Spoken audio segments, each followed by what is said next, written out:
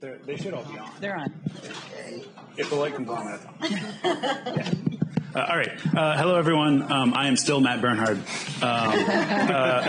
Before we get started, I just want to make a brief announcement. I work with Verified Voting, and we've been collecting information about the currently available voting technology. And we have these drafts that we can distribute to people. We'd love to get your feedback, especially election officials. What do you look for, and what information would make it easier for you to make purchasing decisions? And also security professionals, what information would you like to know about the current on the market voting technology so that you can make informed recommendations and purchases? So I have a purple folder up here. Come see me at any point in time, and I will be happy to distribute. With that said, this panel was originally sort of scoped out as to discuss the current state of voting technology. So with me, I have Tina Barton. She is the city clerk for Rochester Hills, Michigan. We have Dana DeBovar, the county clerk for Travis County, Texas, and Eddie Perez at OSET, formerly of Hart Intercivic. Is that fair to say? Yes, it is. Okay, so formerly. I think you each have some points that you want to jump into, so I will just let you take it away. Tina, do you want to go first? Sure. So good afternoon. It's such an honor to be here with all of you and to be in the room with so many great minds. So thank you for the invitation to be here. As you said, Tina Barton from Rochester Hills, Michigan. I am a city clerk. I'm an appointed clerk. I have a community of 73,000 with approximately 53,000 registered voters and 32 precincts. We just in Michigan went through a purchasing process with purchasing new equipment. It took about a 2-year process for us to go through that. Narrowed it down to 3 vendors, and during that time, the county clerks then met with all 3 vendors, went through the equipment, and each county clerk was allowed to pick the equipment that their county would be using. And so the county that I am in, Oakland County, chose Hart. So we actually have Hart equipment. We use the scanner and the touch writer in our community, and have been doing so. I have administered 3 elections on that equipment so far. So that's where I'm at with equipment.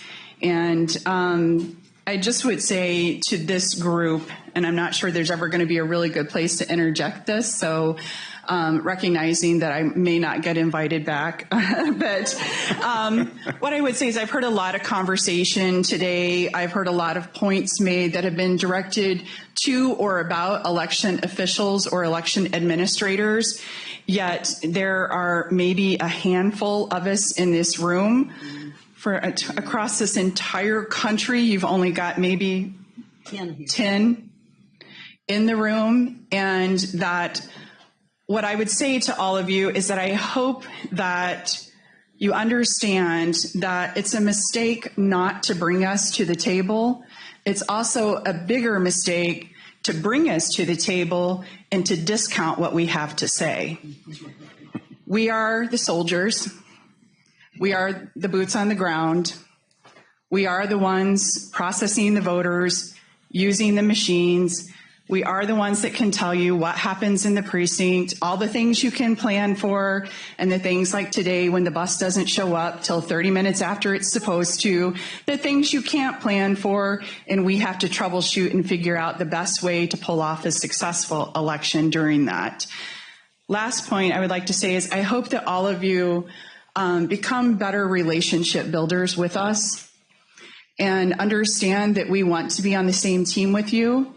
But sometimes our history with some of the groups in the room has been adversarial, or more we want to point out to you what we think you need to do better or how you can do your job better. And what I would say is that Liz Howard has been really fantastic. When she approached me, I work in a conservative community in what has historically been a conservative county. And to be honest with you, I'm a very honest, transparent person. When I got a phone call that the Brennan Center wanted to meet with me, I automatically had my guard up as to what do they want from me, or what agenda are they going to try and push on me. And what Liz did was come in and develop a relationship. And then she also said, let's partner together. And that approach made all the difference. And I hope that we can all learn from that, and we can all develop those relationships with each other, that we are partners, that I'm not here to tell you what to do, and I don't want you telling me what to do, but I want us to work together to find better ways to do things. So thank you.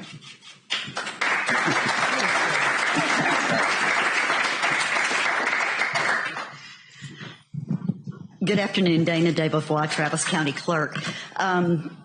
Well, what I'd like to do is talk to you about what it's like to get rid of an 18-year-old DRE system and to bring in a brand new express vote ballot marking device system with a central count. First of all, the two are completely different. So all of the procedures and the processes, all of the training materials, all of the messaging, everything has to start at zero. We have to completely rewrite and rethink all of that stuff.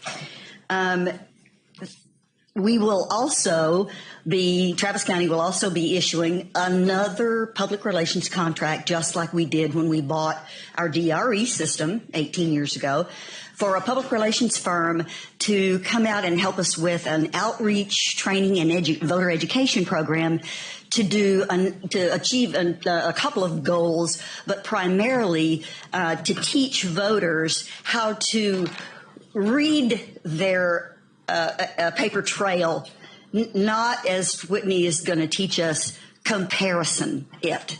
What they're doing is they're reading it to say, do I like my choices?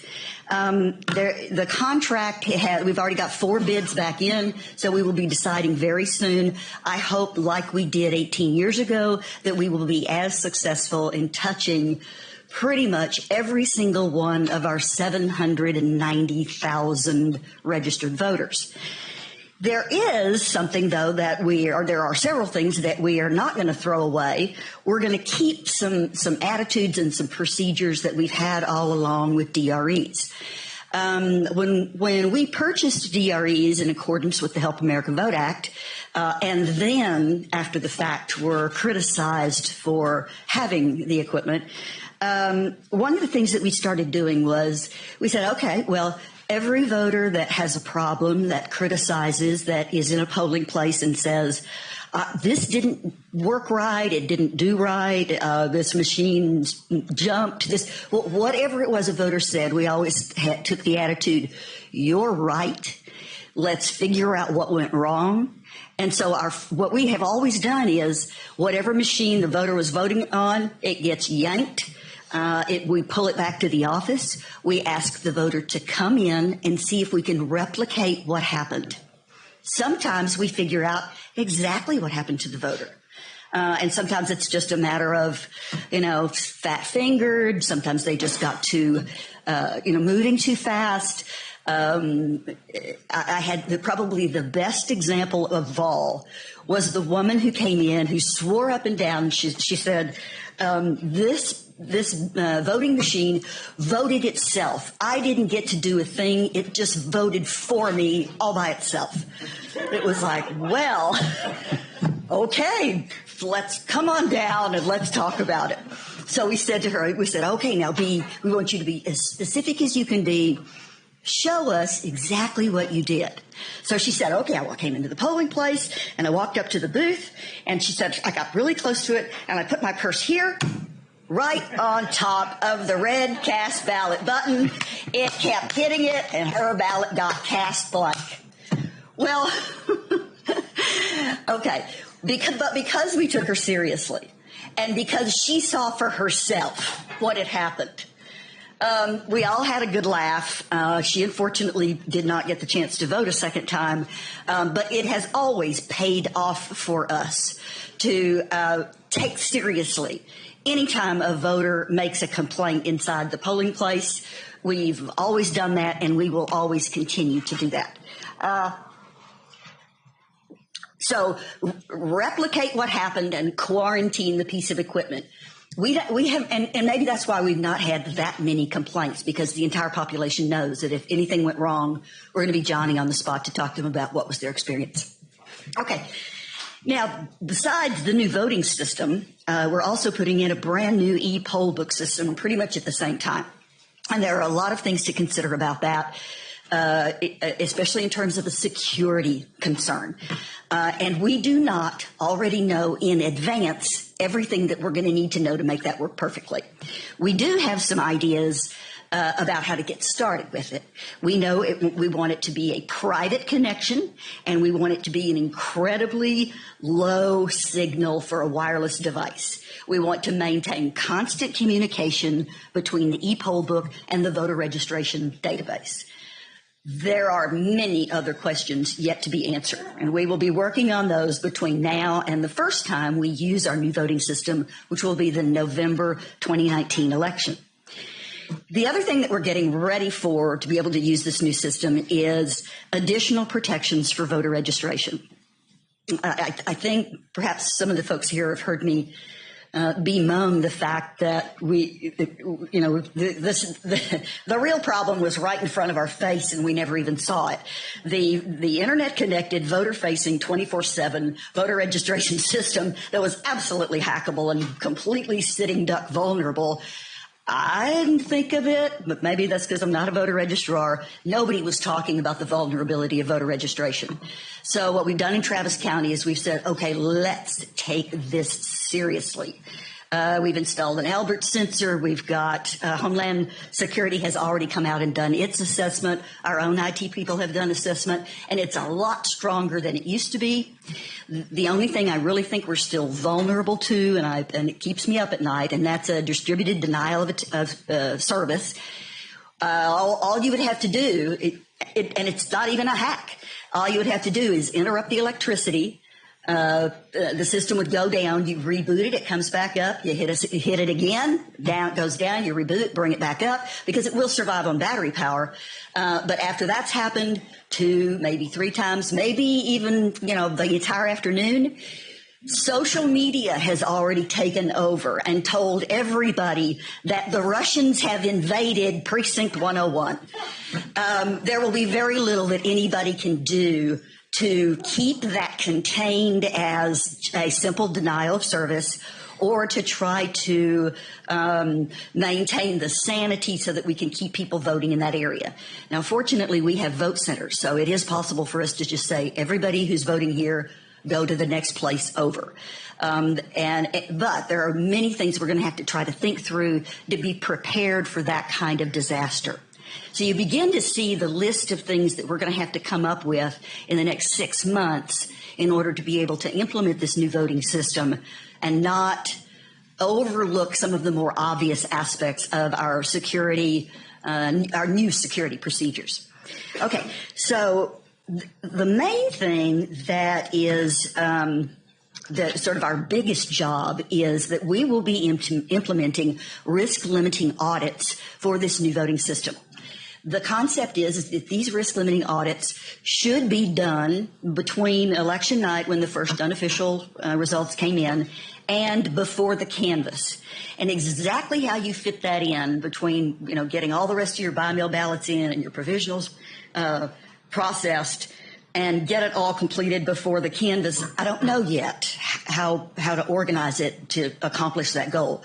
But that's our intent, is to do it that way. We also we're not in a position where we already know exactly how to do this, because the models that we've studied are all state or top-down systems. For example, Colorado they partner with their state, so it's state and county. The state helps in serving as one party for the audit, and then the county serves as the second party. So it's a two-party approach. Texas will not have that. But that can't stop us. I have to go ahead and move forward. So in Texas, in Travis County, the county clerk will in fact be setting up a series of risk limiting audits alone. We'll be conducting them ourselves until we can figure out how we can get a third party involved and how we could even get the state of Texas involved. Whatever procedures we come up with for how to conduct a risk limiting audit in an environment that is completely different than the environments that those risk limiting audits are being conducted in today, is going to be completely different and challenging. And we acknowledge that we need to have third-party people in there, but there's just simply no third party who knows how to do this right now. We're going to have to invent it ourselves and then ask for feedback and criticism after we've gotten there. When we have developed the policies and procedures, our intent is to give them to every other county in the state of Texas so that they don't have to be in this position of inventing their own risk limiting audit. Okay. Finally, what I'd like to do is just make a couple of comments about the principles that EVN has taught me, and then I've tried to share with other elections administrators as well. First of all, I always thank Dan Wallach for teaching me to think like a criminal. because it never occurred to me, my brain doesn't work that way, that people would do this to try to, tamper with something or that or the other. My brain is much more nefarious these days, now that I've been through this training. But I also have learned some really crucial points about how to protect not only voting systems, but voter registration systems and the actual safe haven of the polling place, all of that all in service of the voter. For example, it's not okay to just say, oh, something might happen somewhere to somebody sometime. That's not helpful. So what we learn is we're going to break this down. Exactly what is the threat model? Exactly what are the aggregation points for the data? So exactly what is your attack area? Are you connected to the internet like voter registration? Ooh, that's really vulnerable. It doesn't mean that nothing else is not vulnerable, but it just means wake up. This one's a big deal. And finally, there are some differences in the way election officials think about the world of conducting an election and budgeting for it and providing audits and justifications to our clients who are all various jurisdictions, and the way our brilliant EVN computer scientists and academics operate. Y'all get to think about or do think about all, as Spock says, all the possibilities. Anything that might go wrong, says Murphy, y'all are there thinking about it. And it's incredibly important. What we have to do, though, is we have to actually set up plans and set aside money, not on the basis of possibilities, but on the basis of what is most probable to happen. Because if I spend my money on some really extreme possibility and fail to take care of the probability that I know is right around the corner, I'm not going to be in my job very long. So the differences between probabilities and possibilities is something I don't think we've talked about enough. And finally, one of the other things that we learned from StarVote. StarVote was the most wonderful experience I ever went through. 15 years of it. But the 2 or 3 years that whole team and I kept gathering together once or twice a year and working on the design, and we kept improving it, we had a pact among ourselves. We argued a lot. But nobody got shut down. Nobody got ignored, and nobody presented issues that then were just disregarded. That was incredibly helpful in making sure that the StarVote system that we ended up developing, and now that Galois is going to be continuing with in the future, actually was secure and worked for the voters on a practical level in the field. We learned a lot from each other, and I'm entirely grateful to have had that experience. Okay. Wonderful.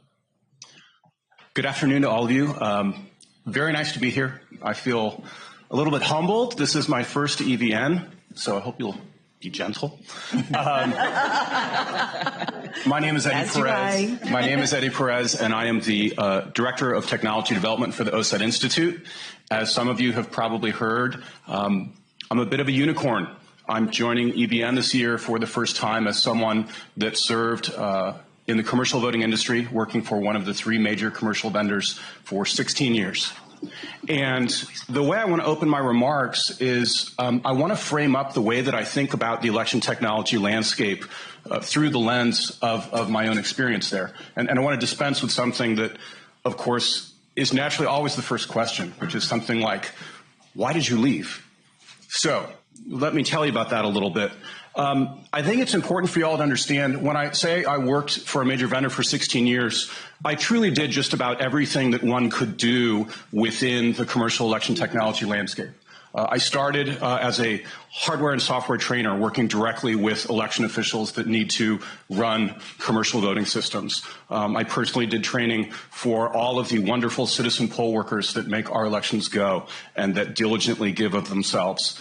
I worked as a manager of professional services, actually dealing with the resources and doing implementations and training election officials. And I've worked in compliance. For our purposes today, for the election technology panel, what's probably most important is for the last 7 years working in the commercial sector, I worked specifically in product development and I worked as the director of product management. I worked on a team that literally from a whiteboard when we didn't have a voting system platform for about 6 years. My team was deeply involved with and basically oversaw from a product development side, but not the engineering per se, the commercialization of an entirely new voting technology platform. It has different types of voting devices. It has high-speed scanning. It has everything in an election management system and so forth. And underneath my team was also the team that was responsible for all aspects of certification. That platform ended up successfully going through the EAC 5 different times. By the time that I left, the system had been certified in 12 different states, which was also an enormous amount of work. And it is today in use in jurisdictions with as many as 1 million people. The reason that I am telling you all of that is that I had a moment where professionally and personally 2 things dovetailed. From a professional standpoint, when one has done in the commercial sector everything that I just described to you, you really end up bumping up against the walls. I was absolutely bumping up against the walls of what it takes to commercialize, certify, and deploy voting systems. I had lived and was familiar with every aspect inside and out again and again and again of what it takes to get through a federal certification. What is it like to really navigate the VVSG? What is it like to work with the very small staff at the EAC and so forth? And so professionally, when I reached that point of feeling those limitations that acutely, and particularly because I think anybody who has worked with me over the last several years probably learned very quickly that I have always been far more interested in voting and technology than I am in the business of voting technology.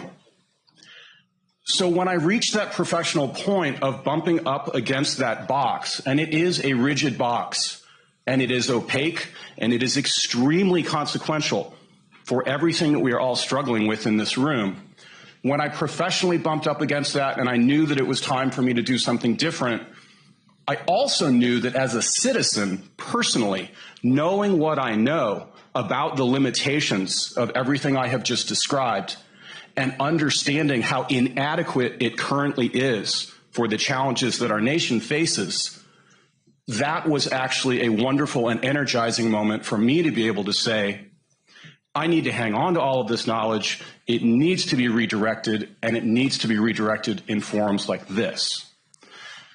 One of the ways that, well, one, I want to recognize the incredible work that EVN has done over the years.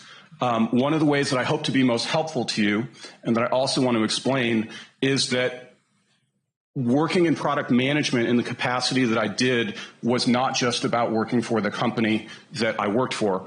By virtue of the fact that we were doing product development and certification, and as the subject matter experts in all things election administration and technology, it was also my team's job to effectively be the eyes and ears of everything in the entire commercial landscape. By that I mean we had to do a lot of competitive intelligence. We needed to know what every vendor was doing, not just our own company. That meant I have spent years and years poring over RFP responses, looking at detailed certification reports. We have ended up at a place where I have a tremendous amount of knowledge about all of the major vendors. And one of the things that I hope that I can be most valuable to the EVN community is in helping to navigate all of that and in helping to navigate the really, really consequential and very dysfunctional complexities of certification. I'll finish my introduction by way of saying that what I hope we will talk about today, and my understanding from Matt, we will bounce around on these things. As a community, as we look at the election technology landscape, I think it's really, really critical that we be very mindful of when we are talking about short-term fixes and about what kinds of concrete changes to help increase our security can be made feasibly with limited amounts of time, and also be mindful of how those are very different from the long-term needs of the country. Because while there certainly are many examples that I hope we will talk about today, Matt was saying, for example, let's have discussion. What are the vendors doing right? What has changed? Where are the limitations still? What's really, really important, if there's one thing that my experience that long in the industry has taught me, it's that the market fundamentals of the election technology industry in the United States are absolutely dysfunctional. They are dysfunctional. And at a moment when our national security is absolutely at stake, the business incentives and the logic of how a very small number of vendors are making their own business decisions in a way that it really does have its own perverse logic for the way that the certification regime has been set up. But that regime is an artifact of trying to solve a different set of problems for a different set of goals that began 17 years ago with HAVA. The world today is a very, very different place. And for us in this room or for the nation to expect that simply adding on to and continuing to try to use a set of market and certification structures that are 17 years old to solve the cybersecurity problems in 2019, that is very unlikely to yield success. And so that, I think, is really, really critical, that at the same time that we need to absolutely recognize the really dedicated hard work that is being done in this community at multiple levels, top to bottom, state and local election officials, the EAC, DHS, every single election official that is on the ground. At the same time that we need to recognize all of their tireless efforts, the fact of the matter is they are really working hard in a very imperfect and very challenging environment. And what they're effectively doing is triage. And triage is not good enough for what the nation needs. And so one of the things and one of the reasons that I was excited to go to the OSET Institute in particular, which has been around since 2006 and which has had the wisdom to say there are profound problems with that market, and what is required is a public investment in public election technology. That is what drew me to OSET Institute, and that's why I'm really proud to be there today. And I absolutely believe, knowing what I know, that it is a paradigmatic change, and it is rethinking the election technology marketplace and recognizing that the structures today are trapped in the past and they are not adequate for the future. And only by making that meaningful public investment in the same way that the United States invented things like the internet ultimately. That did not happen from a bunch of private vendors working in isolation. It happened because it was recognized as a matter of defense and national importance to increase our nation's capacities. That's the way we should be thinking about elections. That's the way we should be thinking about election infrastructure as just one example of critical infrastructure. And I absolutely believe, knowing what I know, that that type of investment is what is required to break out of a dysfunctional marketplace that is frozen in the past. Obviously, we have a lot more to talk about, and I hope that's helpful by way of introduction. I want to conclude by saying how really honored I am to be up here with both Tina and with Dana. I want to echo what both of them have said. Never, ever lose sight of the fact these are the people whose jobs depend on the election. These are the people that feel it in their personal and professional satisfaction or dissatisfaction to the highest degree when that election is either rock solid and no one questions it, or when it is your problem to solve. So I want to recognize both of you for that and for your expertise. You guys don't have the luxury of not juggling a million things. And I know what those million things are from having worked very closely with them. So thank you, and thank you, Matt, very much.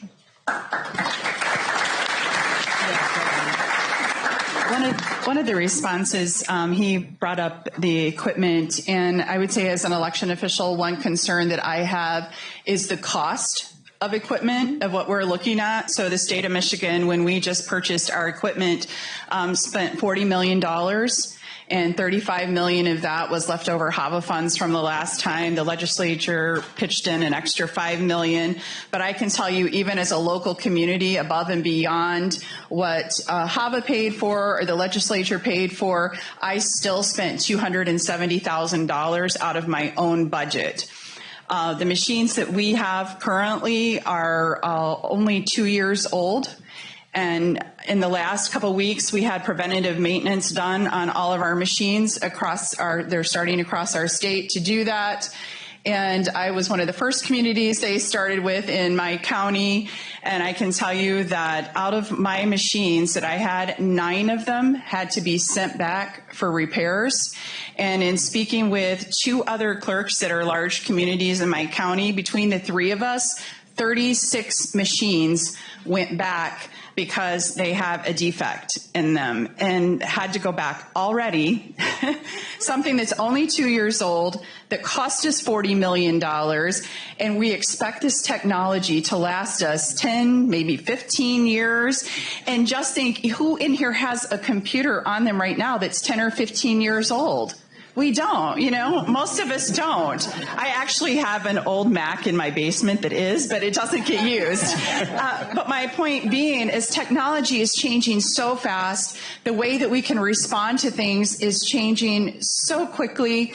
And the technology that we have is purchased for this one flash in time. This one point in time where that might have been the perfect response then, but as it ages, that is no longer the perfect response, yet because of the cost of the equipment, $40 million, we're waiting another 10 or 15 years before we can purchase equipment, and so it's Band-Aid after Band-Aid. By the time we replaced and went to the equipment we have now, I was having on average 3 to 5 M100s go down per election. I was actually calling ES&S saying I have to have more backups because they're failing at such a high rate that I am really concerned about Election Day. And I think that is something that we all have to work on together. How do we get this so that the cost is not so ridiculous that I'm not paying $83,000 for software in a community of 73,000 people? There are a lot of questions out there about how we attack this and how we get this problem solved. And I think until we do this, we are vulnerable from the very point that we purchased that equipment until we replace it 15 years later, because our game doesn't change, but the bad guys are perfecting their game every single day. Well, yeah, thank you all for your thoughtful introductions and responses. I just want to kick things off with a question that hopefully encapsulates some of what we've discussed, and then after that we'll turn it over for questions. But what is the thing, like if you could pick one thing, either through the lens of new technology, stuff that you've just purchased, what is it about it from a security point of view that keeps you up at night? What is the thing that worries you the most about it, and are there obvious steps to take to mitigate that, or if not, why do you think that is? I don't know, Dana, if you want to go first. I'll go first. There are 2 things that keep me up at night. One of them, I agree with Michelle, the idea that social media is going to create such hysteria, that there's going to be so much bad information out there that nobody's going to be able to think past their amygdala.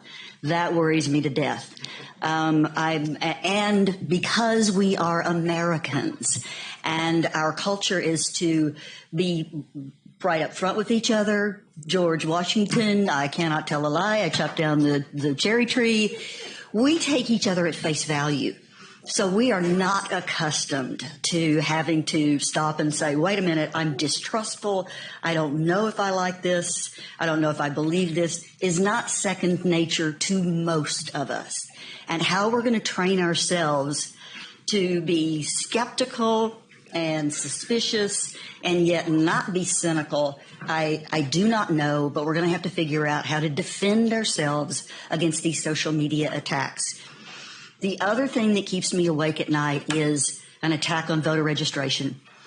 I just, for all those years that we overlooked it and didn't try to protect it, I'm just grateful that nobody attacked it at that point. 2016 made it very clear.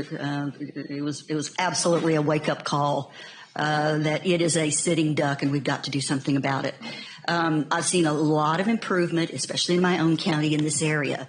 But not for a minute do I feel safe about voter registration. I am much more comfortable about the old voting equipment and the new voting equipment than I now feel about the voter registration database.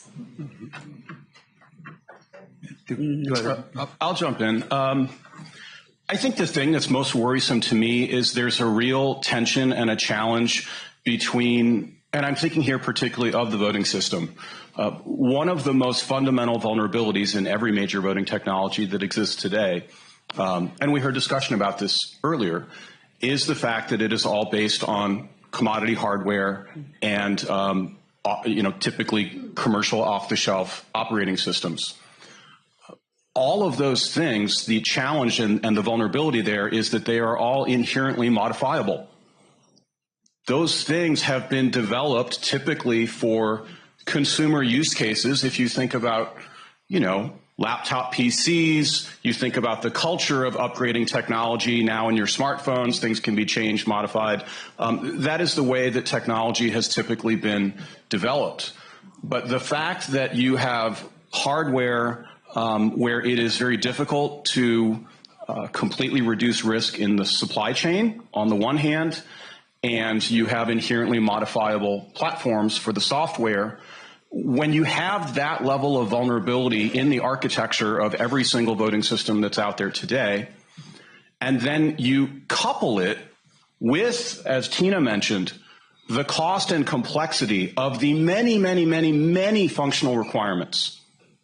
The VVSG 1.0, which, by the way, that is a 14-year-old standard.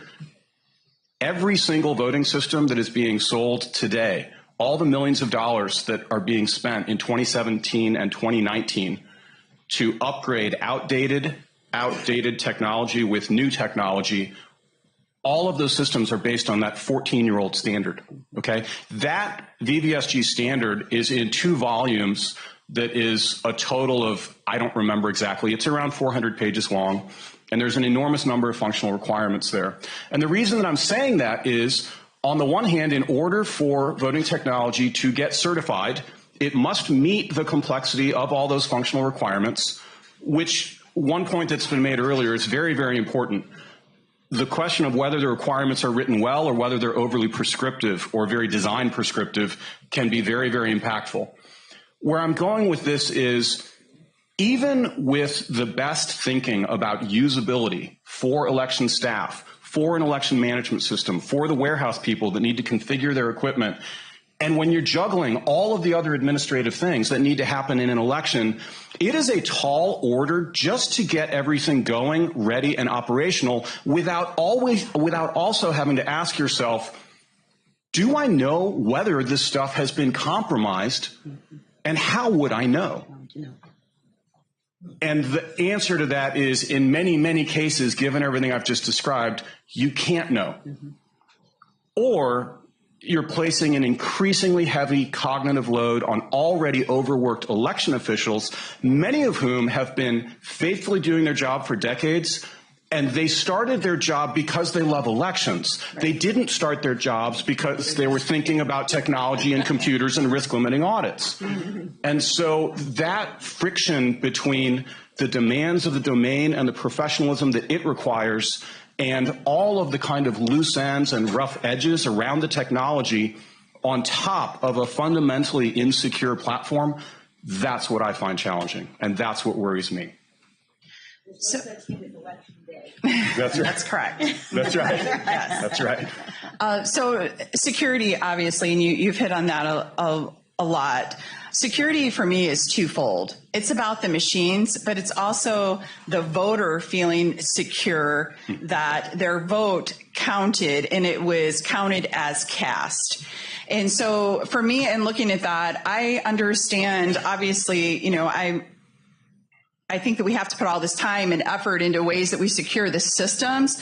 But I feel that when the voters' confidence is attacked and that there's political rhetoric out there, it keeps people from voting because they think that the system is a scam and that they think that the machine isn't counting it the way that they put the ballot through. And so for me personally, I'm a proponent of hand-marked paper ballots. And the reason I say that is because I have people come into my office all the time and they're questioning the process, they're questioning the system.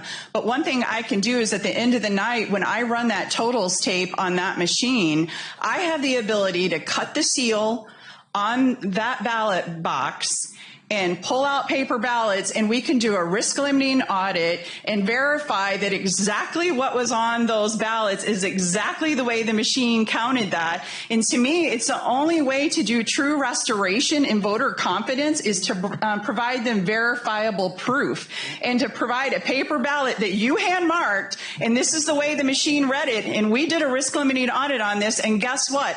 It came out that that's exactly what happened. And we are under attack in our election community, and we have to do something to restore voter confidence and get them back so that people feel like that when I go to the precinct, it matters. And that is one of our biggest challenges. Amen. If I could just add one more little note to what Tina's saying too. We're also caught in this rock in a hard place between we as elections administrators can only purchase what is certified federally and by our own states. Correct. We are not allowed to modify it in any way. Mm-hmm. We can't decide to use it for half the community and then the other half of the community doesn't get that. That would be violation of equal protection. There are many constraints on what we can do. One of the things that I think perhaps we haven't really made clear is that we also don't have the luxury of doing nothing. For somebody to say to us, oh, well, just wait around until a more perfect whatever piece of equipment comes along, as if that were a reasonable approach, is not something that will ever be available to us. Elections keep happening. The voters keep voting, and our job is to take care of the voters, not stop and wait for something in the marketplace to give us something better. Can I jump in, Matt, on one comment there? I'm very, very, very sympathetic to what both Tina and Dana have said as far as, look, I need to have a certified system. And the fact of the matter is, in far too many cases, given the way that the market works today, state and local election officials have relatively limited choices. It has already been mentioned that approximately 80% of the registered voters in the United States are serviced by just 2 vendors. When you include the third, which is much smaller, that's your 92% that was mentioned earlier. The reason, in my opinion, it's not the whole picture, it is a critical part of the picture. Once again, part of the reason that there are so few choices and that there is so much concentration in the marketplace, which is bad for election officials, bad for voters, and bad for the country, is it is tied to the complexity and the broad nature of the federal and state certification process.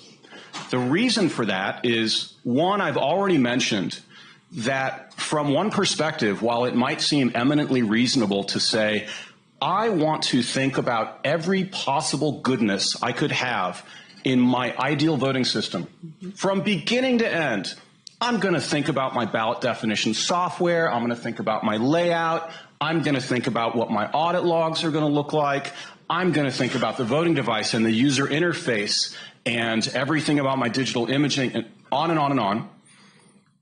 The well-intentioned impulse to try to think about standards for everything has actually, really ironically, it has ended up in a situation where the task of certification has grown so complex and so expensive, and it is so reliant on a constant, without a efficient and constant pace of federal standards that can keep up with a changing threat environment like we're doing now, without the standards moving at an equally fast pace, and God forbid you should end up with something like there's no quorum at the EAC when you can't adopt new standards for 6 years, what ends up happening is you have an enormous, complicated, opaque black box that these very few vendors who they have experience in the domain, they may know about how to run elections because they used to print paper ballots, and they know about election procedures, but they certainly have had to learn about technology, and they didn't start as technologists, and they certainly didn't start as cybersecurity experts. You have a high concentration of few vendors. You have very high barriers to entry. So in the last 10 years, there has been only one new vendor that has even entered the space, and they're a distant fourth. They are an upstart. And so what ends up happening is you have a very limited number of people that are the only ones that have either made the initial investment or have the know-how to navigate that extremely complicated federal and state certification process. No one else is interested in doing it. And then when you end up in a situation, as the US has, the reason that everybody is on a 14-year-old standard is because it takes 4 years to get through a full federal and state certification cycle. And from 2005 to 2015, there were no new federal standards issued. So by the time a 1.1 federal standard gets out there, you're 1 year away from a presidential election. You certainly can't develop a system in time to do that. Well, what do? You're going to sit back and say, hey, I can develop to my old 1.0 standard, or it's an old system that I have been successfully selling for years. And I don't need to ask myself, is it the best thing I can do for the voters? Is it the best thing for national security? Is it secure? From a business standpoint, you don't need to say any of those things, because you're saying, you know what? I have a saleable system. It is certified. Almost nobody else out there has certified systems. The election officials are going to get what they're going to get, and I'm going to keep selling this platform for as long as I can with minimal investment. That is what is happening today. Yeah, I'd like to open it up for questions. We have one there.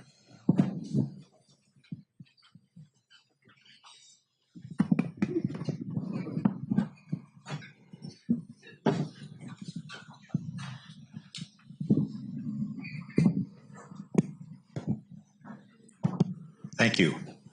So, Eddie, my name is John Wack from NIST. While you are saying a lot of things that are kind of music to my ears, there was just a minor correction. There was another standard issued that I managed, actually. It was the 2007 VVSG. Dana knows about it. Yes. And used to be called 2.0. 2.0, right? And an old set of EAC commissioners voted it down. So yes. That one. One of the major differences is that it included software independence, and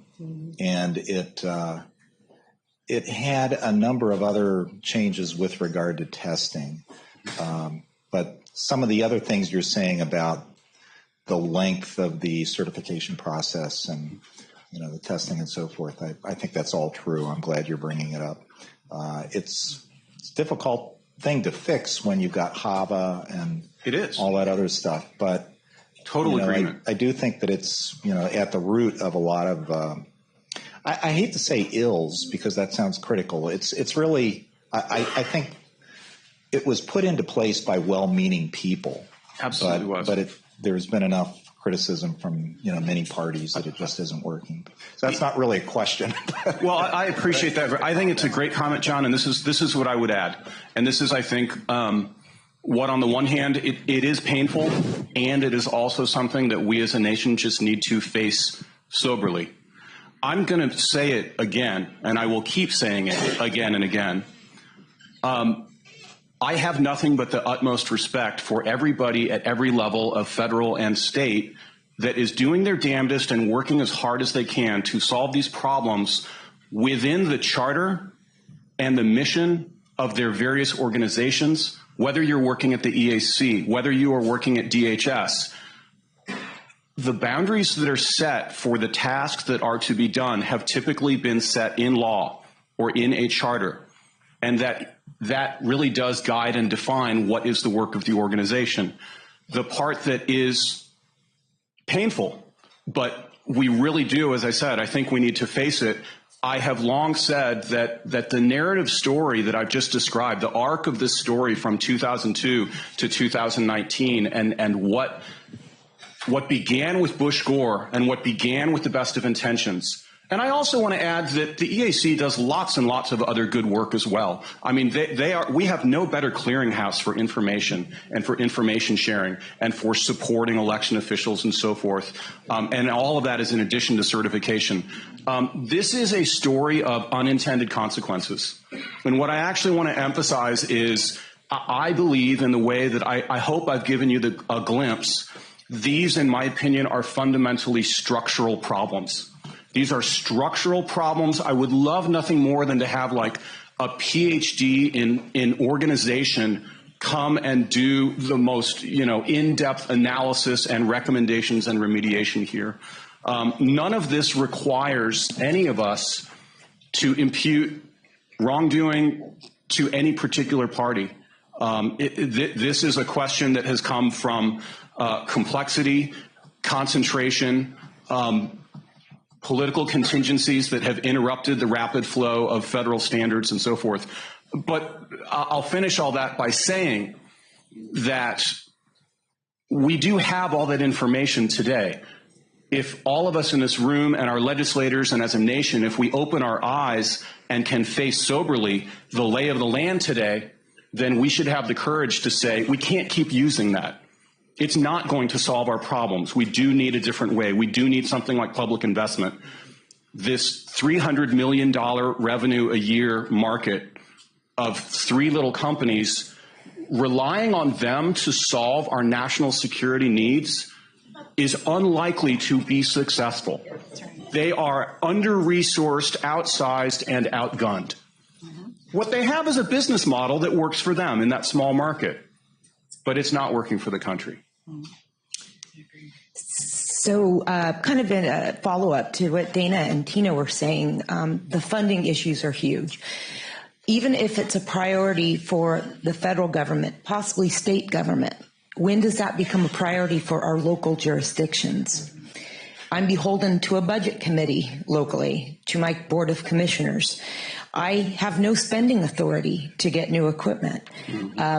I know when we bought our last equipment, we were told 10 to 15 years. Well, 8 years in, they were to the point where we could not use those anymore. When you have to put pressures on the ballots so that when it pulls them through, they don't jam every time they go through.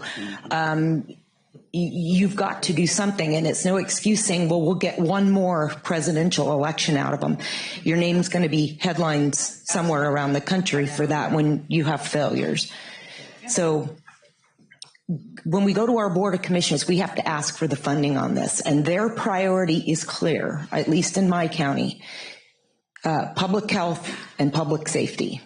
Nowhere once have I ever heard that elections are a priority for our local jurisdictions. Of course, they're elected officials as well.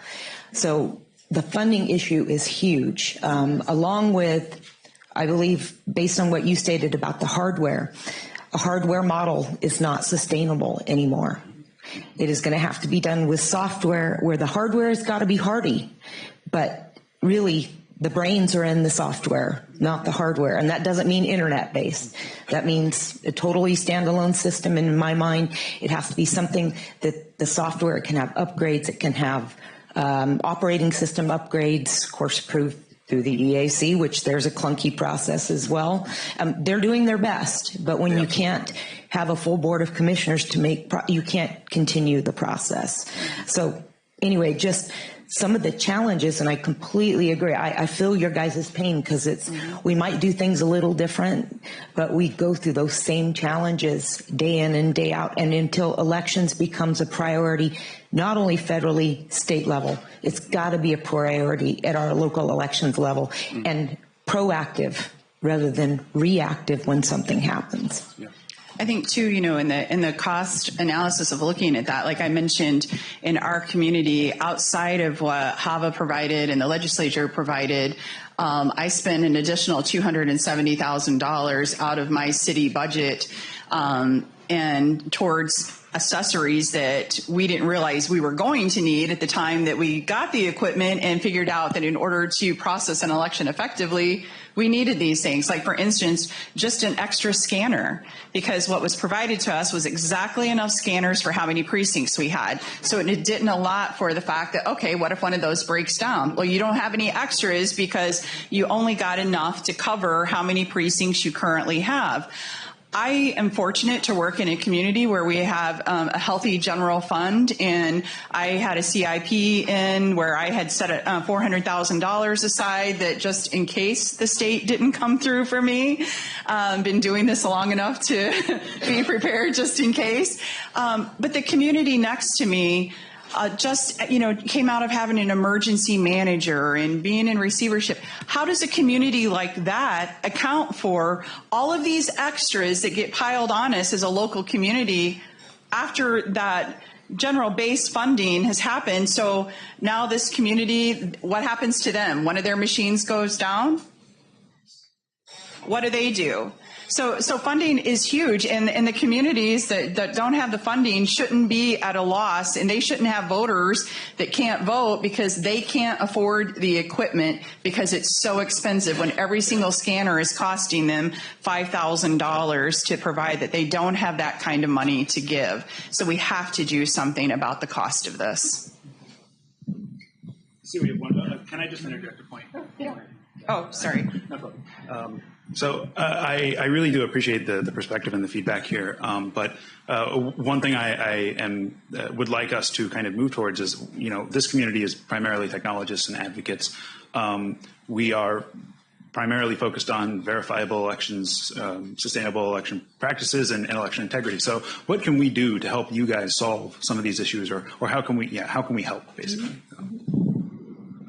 Well, I think, again, I'm sorry. Just real quick, the partnerships that I mentioned at the beginning are huge. Liz showing up on my doorstep in Oakland County, Michigan, and saying we want to partner with you. And in Michigan, we just piloted risk limiting audits for the first time in our state. 3 communities, because we have 3 different types of election equipment. So a community that has each type of equipment was chosen. We did a pilot on the RLA. So I think those partnerships are huge for us on how we can all work together to work towards this way of security. What do you bring to the table? What do I bring to the table? And how do those 2 things work together for the greater good of our constituents? Thank you. I think there are several things that you can do to help promote this, help promote better elections and especially better cost controls. One of the things that the Star Vote group did was we said, look, one of the reasons we want to build Star Vote is because we can do it open source, as they just mentioned, and it will cost significantly less. That's what OSEF has been studying and pursuing for many years. I think if we ever get away from a private sector model to a public model, we will have the opportunity to start cutting costs. That will be huge. I had one other point, and I'm trying to retrieve it. Let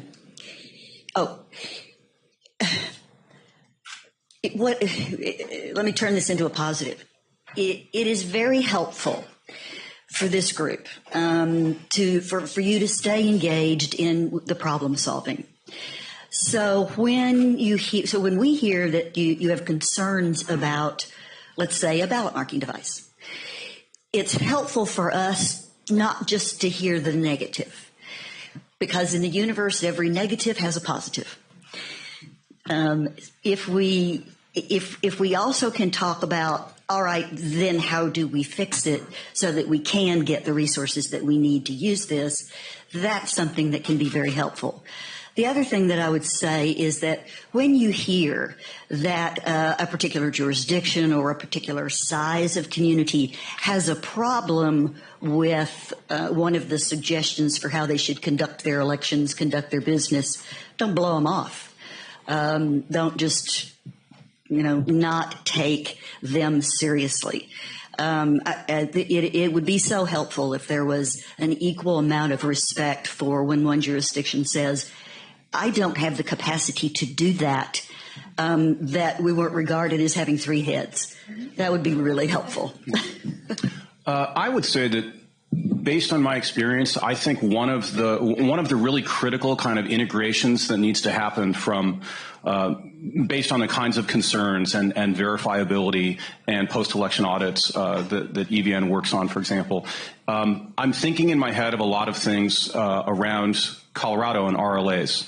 There is a very critical interplay that needs to happen between one, if in terms of verifiability, post-election audits and so forth, on the one hand, if groups like EVN are going to successfully get the ear of legislators on the one hand, who may ultimately pass a law and say, beginning in X year, you will have risk limiting audits.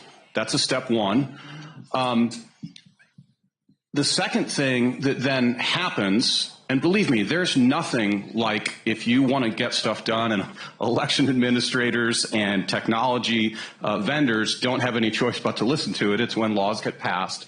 But that really is the first step. And I think that to end up, and there's plenty of other people in here, I keep looking at Neil and others who could tell far more stories in far more detail. I know how critical it was when I was in the commercial sector, and although Colorado, for example, ended up with one uniform voting system, it was very, very critical in a very involved way during the selection process when the state knew that we will be doing risk limiting audits. There was an important collaborative task of trying to operationalize what it is that you want to do. Mm-hmm. So the law simply says you will do risk limiting audits. There's a long set of questions that follows from that of, well, is it this voting system? Is it that voting system? Is it that voting system? And in all of those cases, there's a pretty intensive and complex process of tapping into the specific capabilities of any one system, figuring out how to apply them, and then matching it up with administrative procedures and with all of your reconciliation, all of your checks. That is why it can take as long as it does to figure out how to actually implement risk-limiting audits, for example. The reason I say all of that, though, is in a way that I hope I've captured.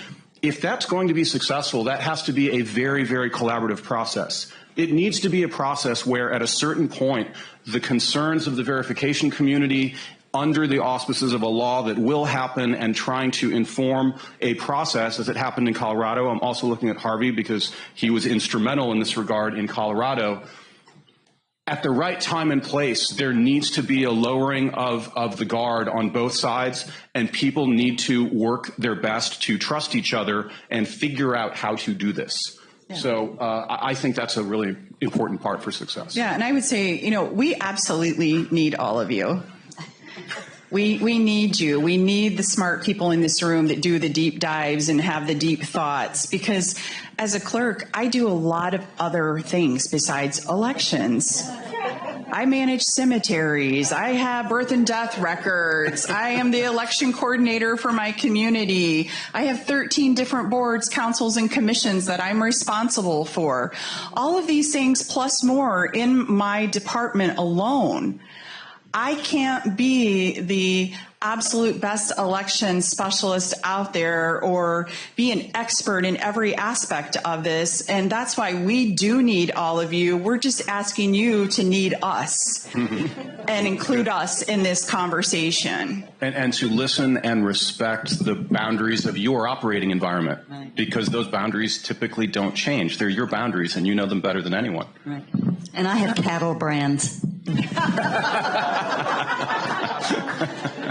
I want to thank each of you for your insights. Sorry. Sorry. I want to thank each of you for your insights as well. Sounds good.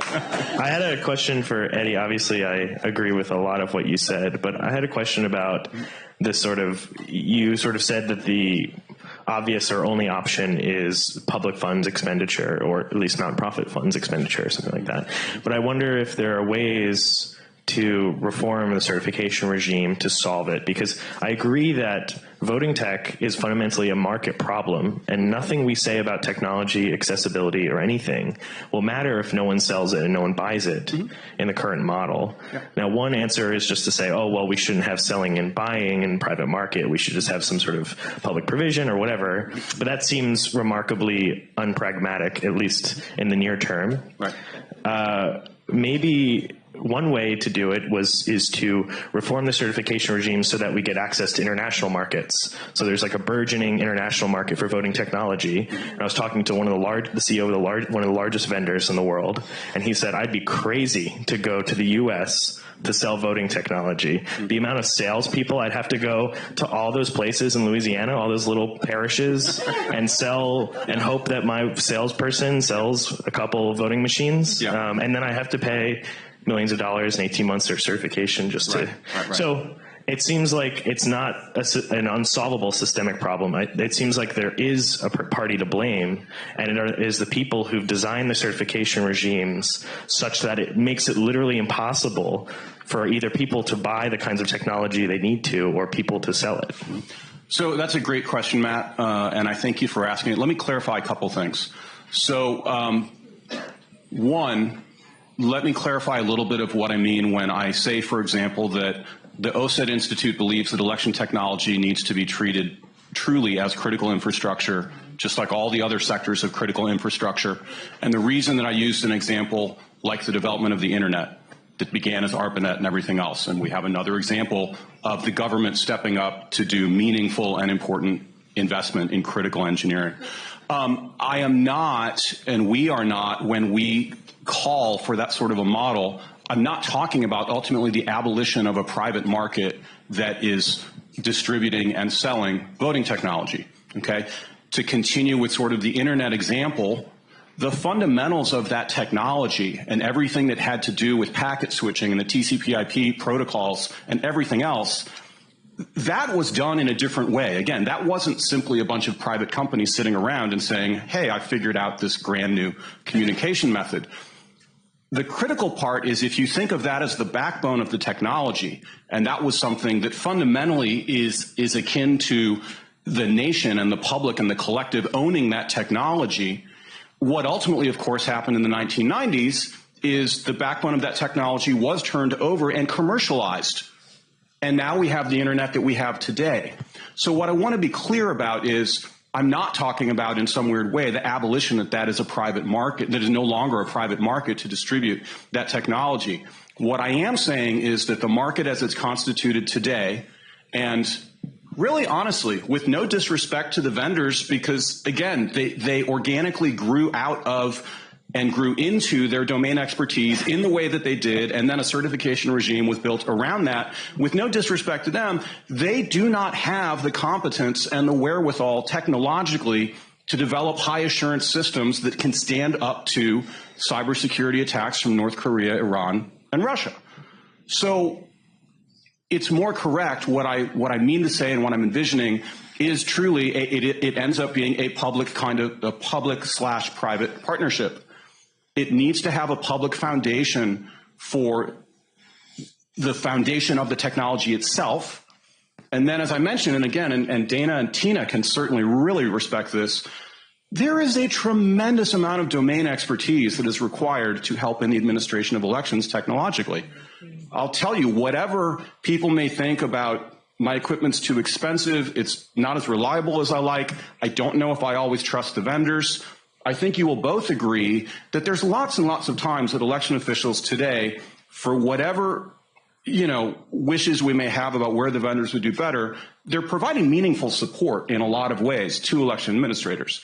So we still see that role for them, but I'm suggesting, the OSED Institute and others are suggesting, that it is not realistic to expect that with their knowledge and their competence and their small market size today, that they have the wherewithal to develop that high assurance technology. And if we are going to move from a system that is really we're still HAVA circa 2002, whether we want to admit it or not, if we're going to move away from that and being trapped in the past as we are today, truly into the future, because as we have all talked about, the world has changed.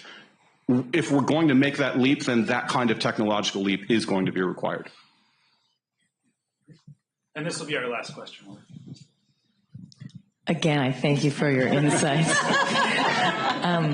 I truly do. And I want to, when we think about the election systems, they're a complicated group of systems, and the voting system as defined in HAVA is just one portion.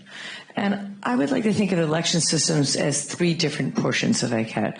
The voting system, all these other systems that Dana talked about, she's particularly nervous about, the voter registration system, the e-poll books, election night reporting, like David Sanger talked about earlier today. Those are outside the formal definition of the voting system. And then we have everything that networks everything together. And the way I see it, the EAC certifies the proper voting system. It might not be a perfect process, as you mentioned. And DHS is helping trying to secure people's networks. But there are all these other systems that aren't really formally supported or helped with. And what I want to know is, what do you guys suggest in order for states and localities to get help about all these other systems that really affect the security and the operations of our voting?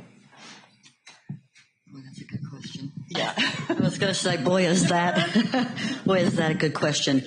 Let's just take the example of e-poll books. It is such an outlier. There is no one to really help with, are you sure you've got this thing secure? Are you sure nobody can get through this?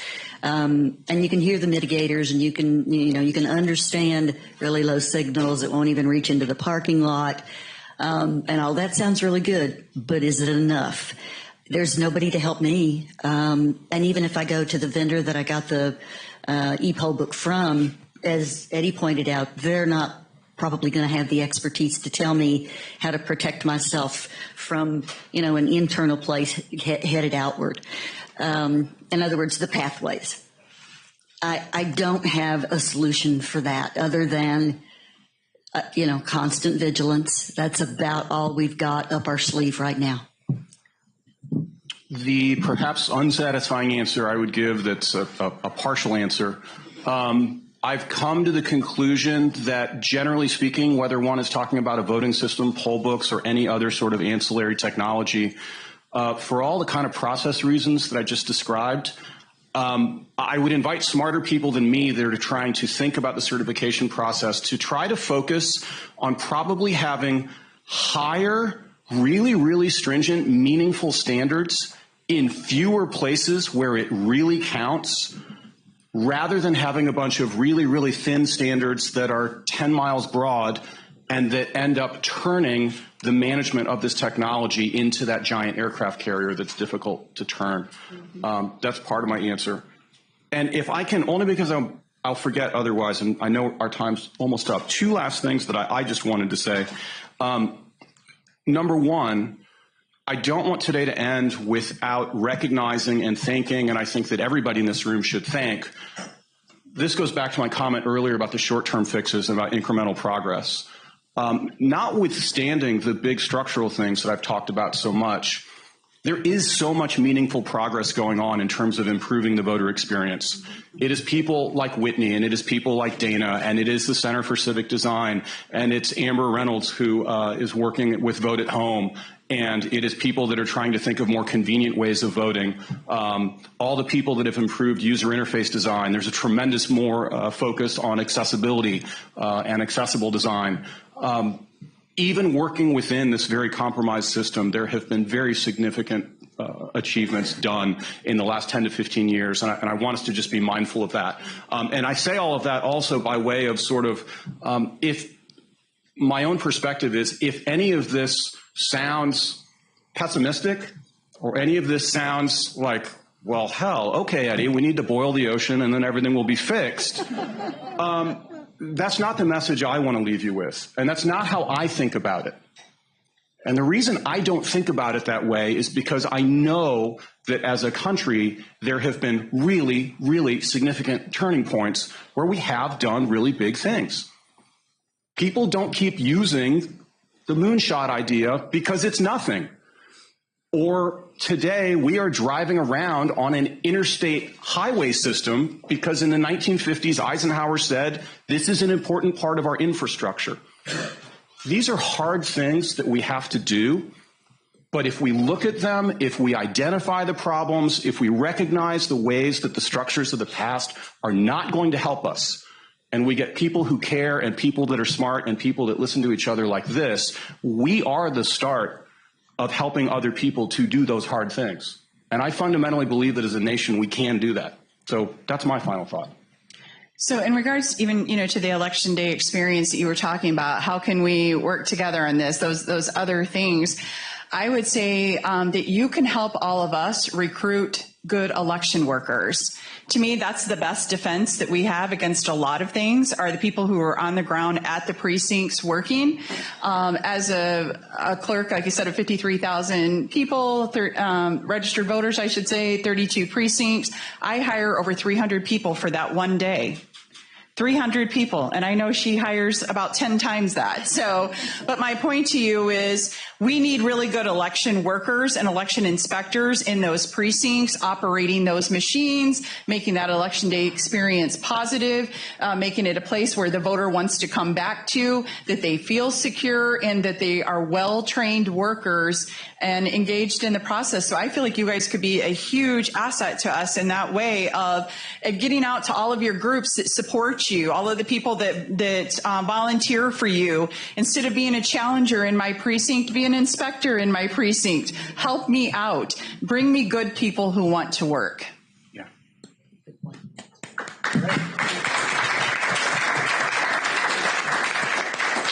I've lost my mic, so I'm going to stand up. Oh, I'm so sorry. Oh, no, it's fine. I just want to thank our panelists and thank you all. I think we're on our quick break.